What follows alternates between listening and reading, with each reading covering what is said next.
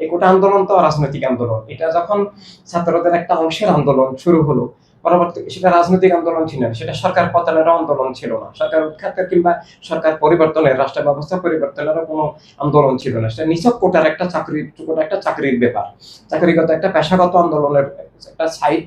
কিন্তু পরবর্তীকালে যখন হত্যাকাণ্ড শুরু হলো, দমন পীড়ন শুরু হলো, মানুষ এগিয়ে এসছে, কোনো নেতার ডাকে নয়, কোনো দলের ডাকে নয়, মানুষ এবং গণতান্ত্রিক দলগুলো, মানবিক রাজনৈতিক দলগুলো, আমরা সবাই এগিয়ে আসলাম।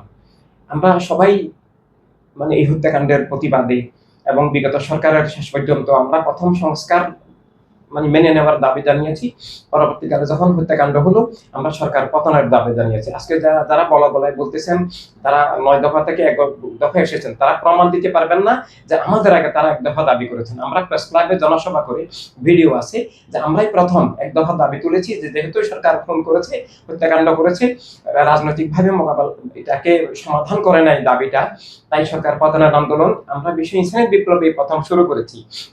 শুধু বাংলাদেশ নয়, আমরা 3রা সেপ্টেম্বর পর্যন্ত প্রেস ক্লাবে ডাইরেক্ট ছিলাম এবং আমার ঘরে 18 জন পুলিশ পাঠিয়েছিল তৎকালীন সরকার আমাকে অ্যারেস্ট করার জন্য।